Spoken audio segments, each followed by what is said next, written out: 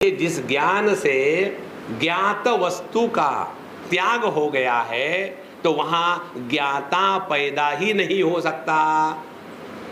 देखो, यदि बच्चा पैदा ही नहीं हुआ तो मां कैसे बनेगी?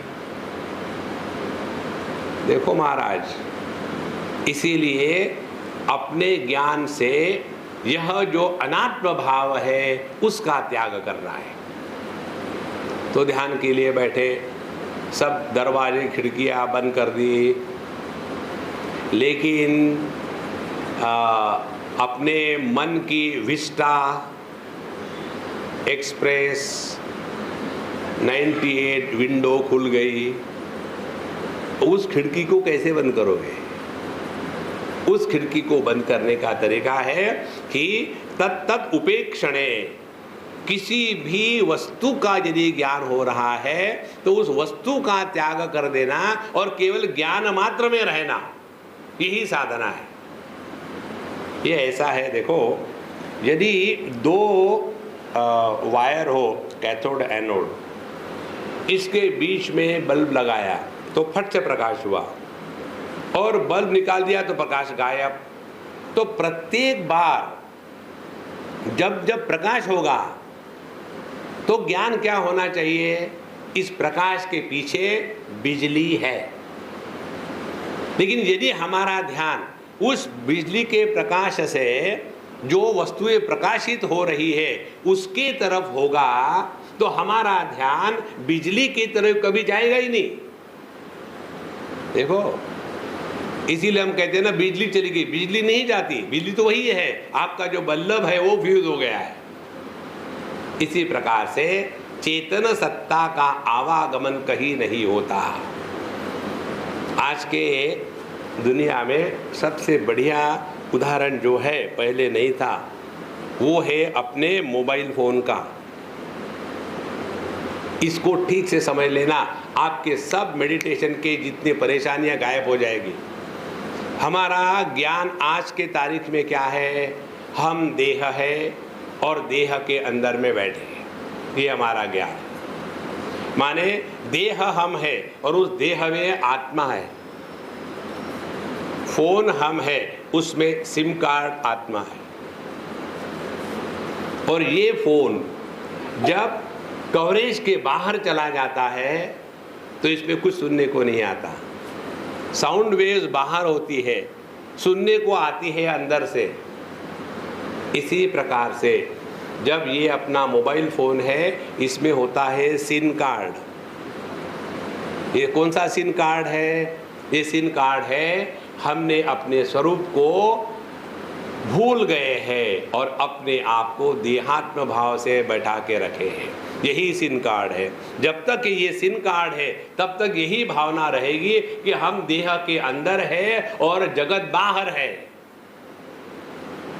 असल में क्या है कि साउंड वेव्स के अंदर में फोन है, फोन के अंदर में साउंड वेव प्रकट हो रही है।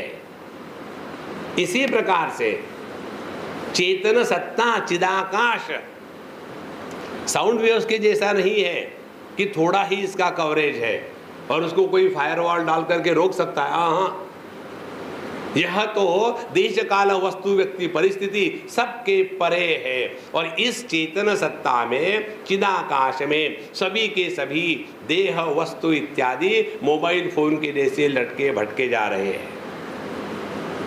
देखो महाराज, इसीलिए अपना स्वरूप है चेतन सत्ता। यह चेतन सत्ता किसी भी देह के माध्यम से मन के रूप में जब प्रकट होती है तब ये देह सजीव हो करके, सजीव माने जिंदा, जीवयुक्त। तो जीव क्या है? जीव है चेतन सत्ता का देह में मन के रूप में प्राकट्य।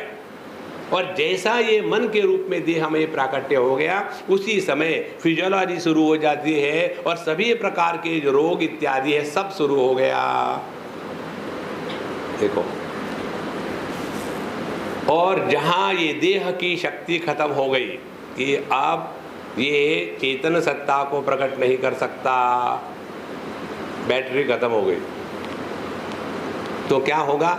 एकदम वहां मृत्यु का आगमन हो गया। देखो महाराज, इसीलिए अपने ज्ञान में वस्तुओं का प्राधान्य जब होता है तब हम संसारी हैं। अपने ज्ञान में जब अनुभव का प्राधान्य होता है तब हम अपने आप पर संस्कारों का बोझा इकट्ठा करते हैं। और जब हमारे ज्ञान में मैं का महत्व होता है, मैंने ये किया, मैंने वो किया, तब हमारा मैं या ईगो बढ़ने लग जाता है। ये तीन चीजों से बचने के लिए प्रारंभ करना है यस्मिन यस्मिन च वस्तुनि, जो जो विषय का अनुभव आ रहा है उस विषय के बारे में कोई भी टीका टिप्पणी इवैल्यूएशन लेबलिंग करना ही नहीं। जैसे दर्पण के सामने कोई भी वस्तु आ जाए तो दर्पण पर उस वस्तु के होने न होने का कोई प्रभाव नहीं है।